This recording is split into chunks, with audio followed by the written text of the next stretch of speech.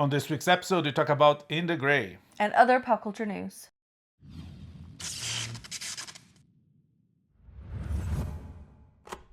This week we saw the new Guy Ritchie movie, In the Gray. Written and directed by Guy Ritchie, has most of the things, like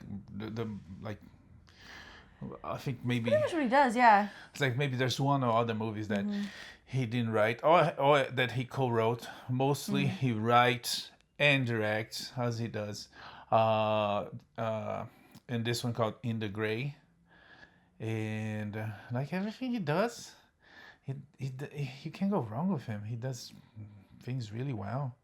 He does. He has a very distinct style, and he's quite consistent. So you kind of know going in what you're gonna get. But he's good at what he does, and he sticks to it. Not unlike like Shyamalan with the twist movies. You know, he's really good at writing like spooky movies with a twist at the end. And then for a minute he tried to not do that, and it went very badly. So then he went back to spooky movies with a twist. Like that's what, and Guy Ritchie like really solidly delivers on a fascinating cast of characters who get involved in some kind of heist espionage situation, and it all comes together at the end. Like, he's very good at it, and he delivers. Yeah, very, very high class criminals. Oh yes, and very well written characters. And of course the cast, he casts like very, very beautiful, talented people. In this case, Henry Cavill, Jake Gyllenhaal, and Eiza Gonzalez, and a few other. Rosamund Pike is there, but she's not there a ton. It's really those core three we spend most of our time with. Yeah. There's a Bardem. Is he related to the other Bardem? Oh yeah, I was looking at that. He is from Spain. Communist psycho. Javier. Yeah. He's a communist? What?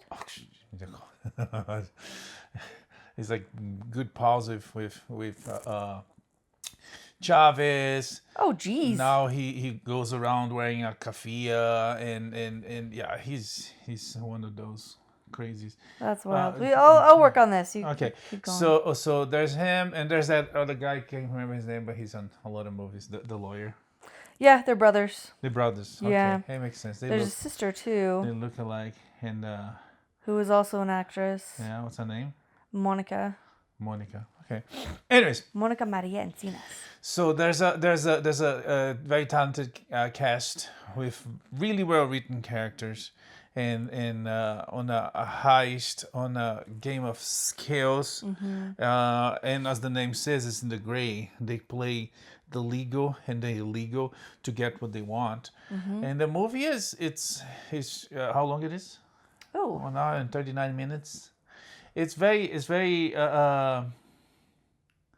1 hour 38 minutes. Ooh. Ah. It's as it should. It's straight to the point.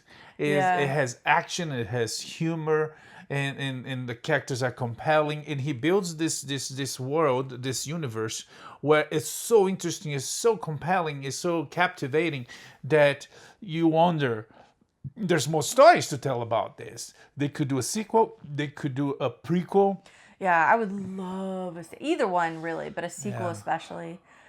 He leaves you wanting more, but not in a bad way, not in like, oh man, all this unrealized potential, but like all these like little mysteries dropped around. They're like, what? That who is that? What? Tell me that story. And like, right. I want to spend more time with this trio. Is so fascinating, their relationships. Anyway. And as he writes men really well, he writes women too. So the female characters are strong, intelligent, are beautiful, and it doesn't feel forced. Because some people, when they write woman characters, it's like, oh, I'm a woman. No, they are good at what they are, regardless if they're men or women, and they are women clearly. So he writes both really well. It's diverse. Also, it doesn't feel forced. It's life. It's life it should be. And I mean, not really, because they're criminals. So we rather not having criminals. And it's also like it's definitely like a fantasy aspect. Like he was saying, like this is very like high class. They're throwing around millions, billions of dollars. like it's nothing. So there's definitely like a fantasy aspect of these incredibly beautiful people and like ridiculous amounts of money and exotic locations. Definitely some like James Bond vibes. Oh, very because Bond, of yes. that. Yeah. So I'm not gonna go so far as to say, oh yes, this is realistic. Yeah, well, but I mean, some of the things is like, we know these very rich people have connections with legal and illegal organizations, like the after 9/11, or was it the Swiss banks? They changed their rules. The country changed the laws because terrorists were using the bank system, right? Yeah. So they had to change because they work like inside and outside the law. So it's unrealistic, but there's a little bit of reality there. Yeah, like just enough to be like, yes, I am in this journey. One thing that I really loved about To this launder one, money, especially. Oh, right? for sure. Yeah. One thing that I loved about this is we see them rehearsing and practicing, Yes. which I was very cool. Yeah. And we see this like occasionally in heist movies where they're like, okay, like, oh, you got to figure out how to crack this safe or something like that. But quite often they come up with this elaborate plan and then execute it flawlessly. And this elaborate plan that depends on like incredibly specific timing and anyway. And they just like magically execute it flawlessly. With this one, we see them rehearsing over and over and over, like all these different variables and what could possibly go wrong. Yeah. And that I appreciated. Yeah. Because yeah, it does. It requires a suspension of disbelief. Yeah. And again, it's life, right? You cannot just like, we're going to do this and everything's going to work perfectly. No, we're going to do this. We're going to practice until we nail it. And they do it. And this thing still might go wrong. They do. Yeah. Who knows? Things going wrong in a movie? What? But very, very entertaining. Very, again, like characters that are like, yeah, I want to see more of this character. Yeah, even some of like the tertiary characters, like very far down the totem pole in the credits list, he writes them so nicely that they just kind of shine. And I love a big cast of characters. I love giving those people far down. So there's one guy, he has like maybe 2 lines in the whole movie. He's hilarious. I love him. Anyway, yeah. So lots, even all the way down to like people who are very far down the credits list. Yeah. Are given like some style, some panache, some attention. Yeah. And again, he with world building in potential to much more, or even crossover with other his properties, because he has the Gentleman, this contemporary. He has he has 2 parts of the universe. He has the movie side and the show side. Yeah. Like crossover, because it's Ritchie. Because he started making his movie. It's a very interesting filmmaker. He started making his movie as he was broken, poor. Yeah. So he made movies about the poor, the low class, the common people of the streets of London. Yeah. And then there's Snatch, and then there's 2. Rock and roll. It was like 2 guns, was it? Oh gosh, Let's see. to these movies. It should be in the top list. Yeah, It really should. Lock, Stock, and 2 Two smoking barrels. Yeah. Yeah, and then he moved to now it's the other end of the criminal universe, and not even talking about Mobland and the other shows he's making. This one it's the high class criminals, which I'm not saying he's a criminal, but now he is high class, right? He lives well. He hangs with famous and rich people, right? He used to bang. He used to make stars, and now he just works like he made stars like unknowns, and then go on to do great things. Now he picks people who are among the stars. Yeah, used to bang Madonna, but anyways. So and now he's telling this other end of the spectrum of criminals, which is it's very interesting. It's like he's telling sort of he tells really good stories, very, very compelling stories, and they could totally be in the same universe. Some of them, right? Oh, for sure. Because it's crime, and the high criminal, the one up there, is up there because and with the help of the one on the bottom, and vice versa. So the system feeds itself. And yeah, who knows? Maybe in the future you could see a crossover. He does want to make a trilogy. He started, he never finished the Rock and Roll. Everybody became hugely famous and busy, so it didn't happen yet. But we'll see. This one is fun. Is very very It is more straightforward than some of his movies. Like I was, some like Snatch, for example. You have like all these different threads that eventually like come together beautifully at the end, in this incredibly satisfying moment, which is lovely. But this one, like you pretty from the beginning, by about halfway through, you kind of have a pretty good idea of where we're going. Not a complaint by any means. Just it's not as complex as some of his other films. yeah. But yeah, you should go see it. Yeah, it's fun. In the Gray, by Guy Ritchie with Henry Cavill. What's the book? Jake Gyllenhaal and Elsa Gonzalez. It's available in theaters everywhere. It just came out. You should go check. Yeah. Yeah, if your girl made you go see Devil Wears Prada, you made her go see this one, and everybody gets happy. Everyone should be happy. Yeah. Okay. Okay. Okay. We also watched The Punisher: One Last Kill. Yeah, which is a Disney Marvel special. I think Marvel calls their one-shot specials special presentation. It's like a recall from something in the 80s. And they did that with the first of the one shots. Like it was like oldies. It takes place in the around the 80s time, and then they kept the name, which is it's just like a short. No, it's not a short. It's like 1 hour ish, right? One shot episode or one shot movie. This one with the Punisher, with Frank Castle, and everybody was super excited about it because it's the Punisher, and Daredevil has I think has like 3 seasons on Netflix, and now has like 2 and a third one coming on Disney Plus.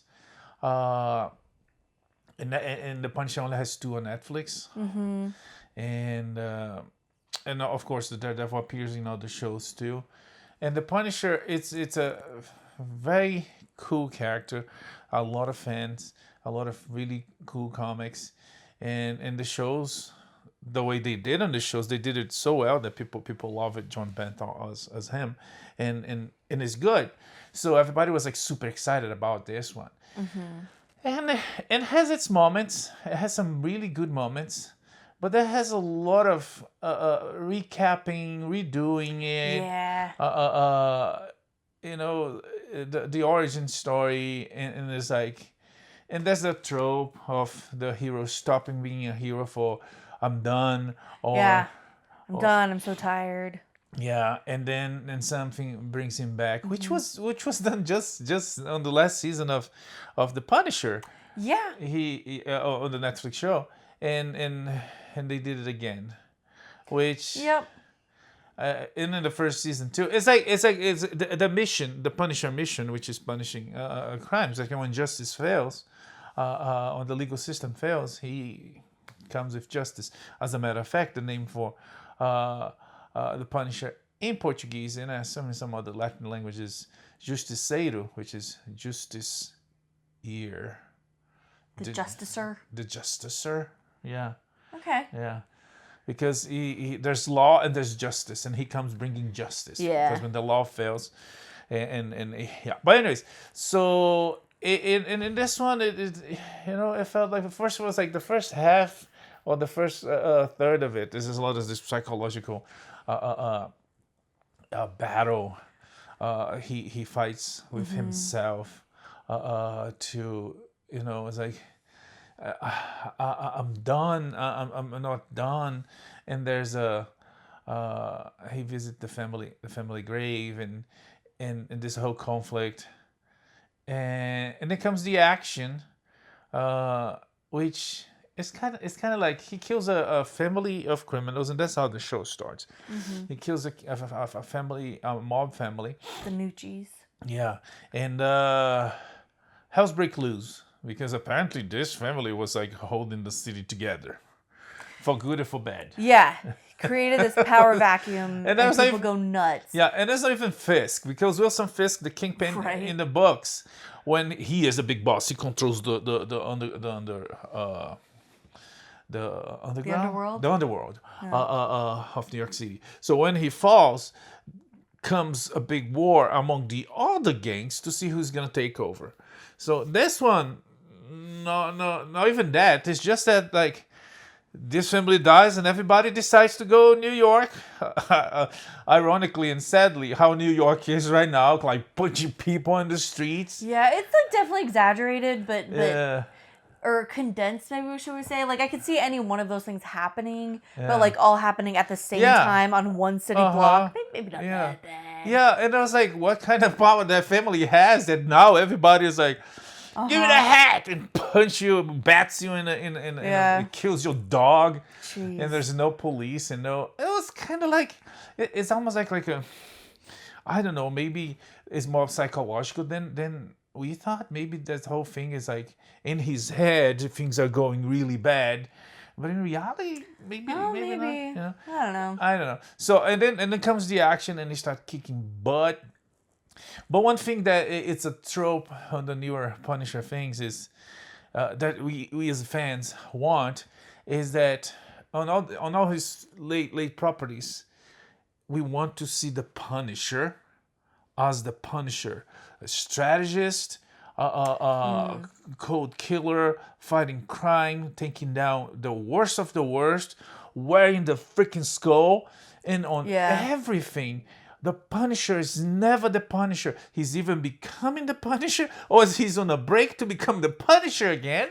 Yeah. Which is kind of frustrating, because I mean the time you're gonna see him as a Punisher is probably on the next Spider-Man movie coming this summer, which he will be. It does seem like he's a little more like settled, realized, and he'll be watered down because for sure. It's a Spider-Man movie. Yeah. You know, it's like, Frank, stop that.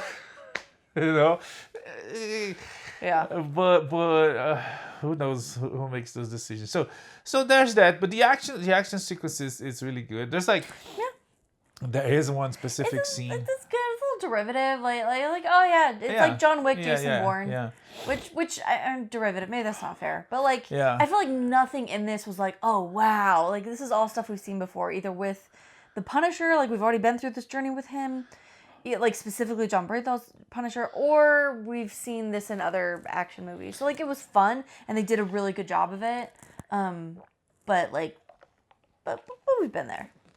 Yeah, and of course there's some little tropes there, like so engraved in pop culture productions these days that people might not even notice, but it's there, like the victims are black, and the uber bad guys is like super white, almost like Aryan Nation. Oh yeah. Yeah, but there's a lot of people talking about, I don't know if you saw, there's a sequence that he falls right on a big AC kind of exhaustion thing. Yeah. Right?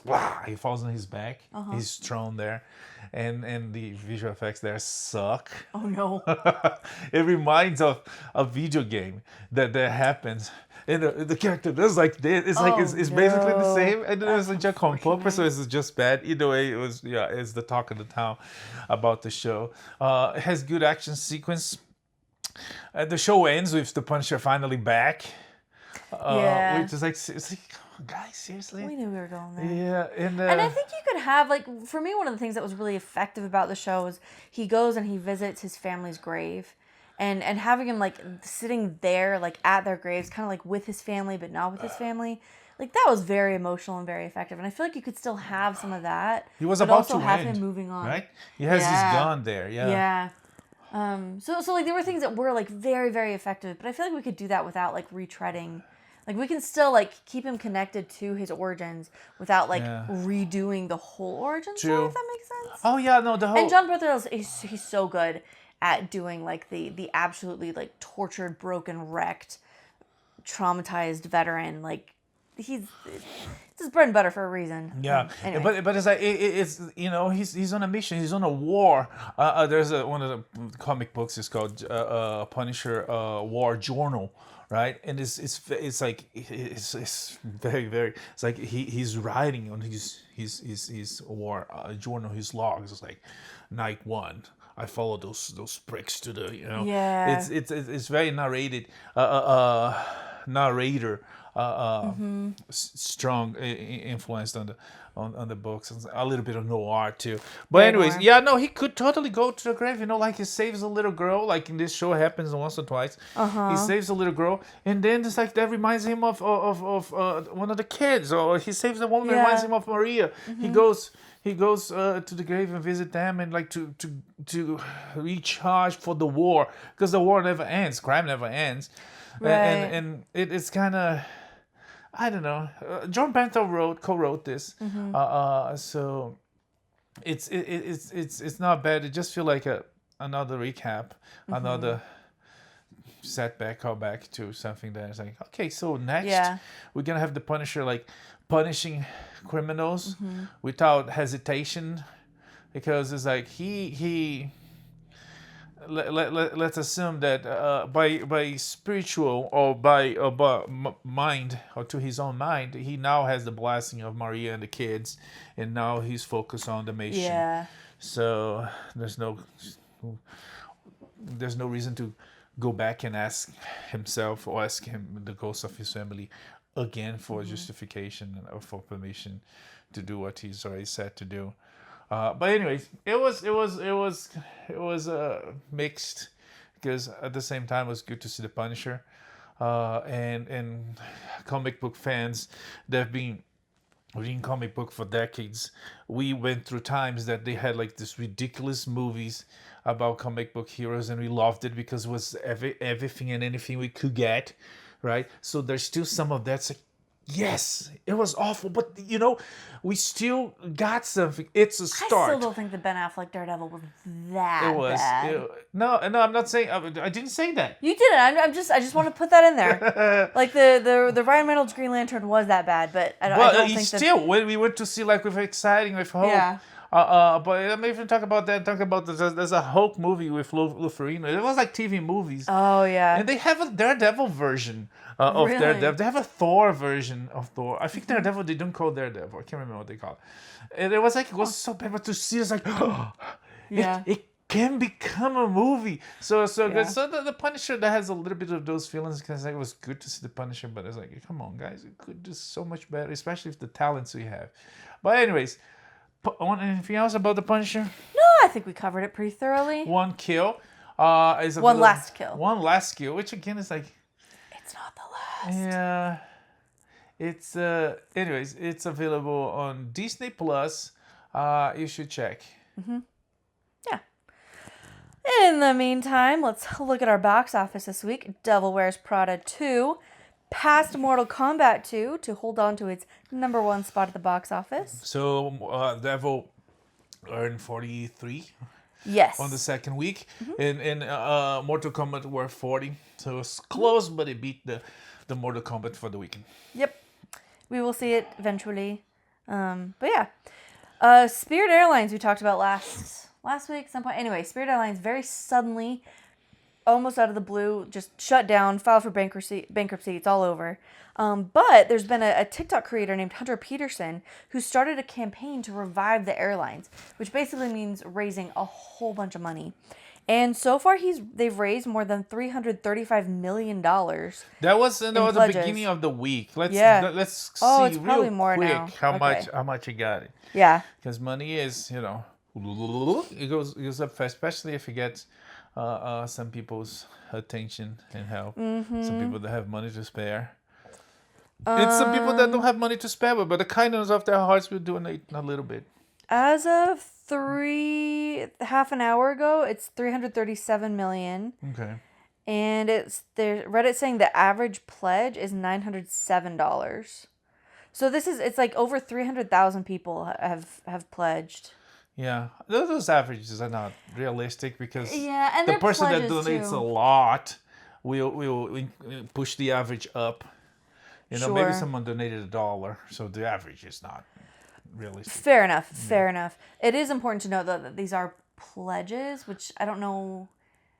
Like it's not necessarily the same as donation. Like they haven't actually given the money yet. Yeah, until they They're reach just the promising. goal. What's the goal? Oh, good question. Yeah, because you donate. If you reach the goal, the project comes to life. Which you know, sometimes you donate it for a new invention or a new product or a movie or you know comic books. The fans got together, crowdfunding style. They pledge to donate the money, and if it reach the goal, the money gets to the people asking. If it doesn't, no money is. It goes. Yeah, I'm not seeing what the goal is, but the Spirit has over $8 billion in debt. So I don't know if half a billion is gonna pay the debt. I don't know. I don't know how this would work or what it would take to like actually save them. But he's pitching running it as like a co-op, like a publicly owned type of situation. I don't know. Yeah. Anyway, that's the thing that's happening. You can check it out if you want to be a part of it. Hunter Peterson, voice actor, and now potential airline financier. Yeah, it fell and tried to break it. We talked about it could be saved during the Biden administration. JetBlue was willing to buy and figure this out, but Biden people said, nah, this is will not help the consumer. When in reality, Spirit was a very cheap option for the consumer, option that is gone. Yeah. Now the big ones charge whatever they want. And like I'll be honest, flying Spirit kind of sucks. It's not great, but it is also how I was able to go to my grandmother's funeral. Like having that cheap bare bones option was a good thing. It also forced the big competitors to offer something similar, right? It forced anyway, it's competition, and now it's gone. Yeah, but we'll see. Maybe this project will help. Yeah, fingers crossed. Yeah, we shall see. In the meantime, Peter Jackson has been honored with a Palme d'Or. A Cannes, and he was surprised. Yes, because as his words, he doesn't make movies to win that, because he knows, like we know, and you know if you watch us and if you don't live in a cave, that Cannes, is that how you say? I think it's Cannes. Cannes. I don't know. It's French. Yeah, I feel like if I was in France, I would say Cannes, but Cannes. Cannes. Because yes, in Portuguese, in the French, we say Cannes. Yeah, I know. I'm pretty sure you know. Yeah. But that's the other thing. Like proper nouns are often like very old and have different pronunciations. You know what? I'll just look it up. Okay, so he knows that Cannes is a bunch of pompous, self-righteous, and they think they are better than everybody, and they think they create art, even when some of the stuff they come there is crap. He knows his stuff is not that. He makes good, quality, fun, entertaining, creative, popular, commercial things. So why think he this? It's like I'm not a Iranian filmmaker that makes stupid movies about a piece of wood going back and forth with the waves. That's a real movie, by the way. And it's like the entire movie is this, like for like hour. Anyway, so he's not that. He is an artist, but his art it will pass. It is passing the test of time. And actually, one of the reasons they're giving him this honor is to celebrate the 25 years of Lord of the Rings. Yeah. You know, which is like magnificent for so many reasons. It's like a great movie. They came out of a great book. It combines all the arts, great music. It combines all the arts in a way that Cannes should celebrate. But no, they celebrate now because they're failing. They need people to see it. They need an attention. To the point that on the other side of the room, they're celebrating Fast and Furious. Yeah. It's like Cannes celebrating Fast and Furious. It's like, what the you guys smoking expired weed or something with fentanyl? Because so it's like sort of desperation, because especially if the world of mass media in internet communications, it's things get massive so quick that if we ignore these things that are so popular, even if it's just a TikToker, you're gonna be left behind. So the desperate time to do that. If anything, if you ask me, yes, Peter Jackson deserves all the praise, all the awards. But he himself knows, it's like, what the heck, guys? It's funny. There's something here about how he thought it was about as likely as winning a prize for belly dancing. Yes, you see? Like it was. Yeah. No, but he really did create a masterpiece. I haven't seen a ton of his other films, because a lot of what he's done outside of Lord of the Rings was like slasher horror type stuff. Oh, Lovely Bones was Lovely Bones, yes, yeah. So not everything, but yeah. But he's very good. He's very good at what he does, and even if all he They never have the made. Beatles documentary. Oh yeah, I saw We need to that. check that. But even if all he ever made was the Lord of the Rings trilogy, those alone are such a masterpiece. Yeah. I feel like he deserves. And you know, when you're good at something, do that, right? Like Tolkien wrote his books amazingly. He shouldn't write, and he didn't want to write crime stories, or, right? When you find your path, follow it. And his path is maybe he's doing Lord of the Rings, and if that's all alone, he's already immortalized for time. Yep, and I'm cool with that. CBS Evening News broadcast got cut short after a cameraman collapsed. Yeah, that sucks. Did they ever figure out what happened? Okay? They probably did. I didn't check. Okay. All right. Well, that's a video of that happening. We're rooting for you, cameraman. Yeah, the cameraman collapsed, and so Tony DeCouple. I don't watch. That's a host, a big name of CBS News. Okay. I'm just saying I don't know how to pronounce his name because well, just I don't. do it. I did DeCouple. Okay, DeCouple. I don't know. Anyway, Tony stopped it in the middle. I was like, hey, we got to call a doctor. Just hold on, everyone. So that happened. FIFA announced their halftime show headliners, including Madonna. Oh, this is for the World Cup this year. Yes. Madonna. For the final. Oh, for the Halftime final. for the dang. final, yes. Okay. So this is coming in July. Madonna, Shakira, and BTS. Yes. Heavy hitters. Yeah. Very exciting. It's Mexico, United States, and Canada, right? Yeah. So I guess Madonna representing the United States. Uh-huh. BTS representing Mexico. Sure. And what's the other one? Shakira. And Shakira. No, Shakira would be the Mexico, and BTS Canada. But it's the FIFA World Cup, so this makes sense. Sure. I mean, yeah, it'd be nice to have North American artists, but whatever. This would be the place for a Bad Bunny halftime show. I guess, yeah. Representing North Yeah. America. Yeah. I don't know. Well, either way, it sounds like a show. These are all great performers. The finals will be at the Incredibly Met popular Stadium. artists. Met Stadium in July. All right. James Bond casting is officially underway. Yeah. Nina Gold is on the job. We'll see. Not good. No, our hope is Villeneuve. It will be visually stunning. For sure. Yeah, but yeah. Anyways, what else? Well, just kind of a last but not least, this elementary school class in the UK made a video with our teacher, and they're like, hey, our teacher says that if Dwayne Johnson likes this video, we get to do a school trip to see the live action Moana at the end of the year. And Dwayne Johnson not only liked it, he sent this really cute response. He booked a whole theater for them, and he got them popcorn and candy, and he's like, bring your friends and family, however many we can fit, and also you're all taller than Kevin Hart, is what he said. So he's setting this whole cute little class to see Moana. Yeah. Are there better movies they could see?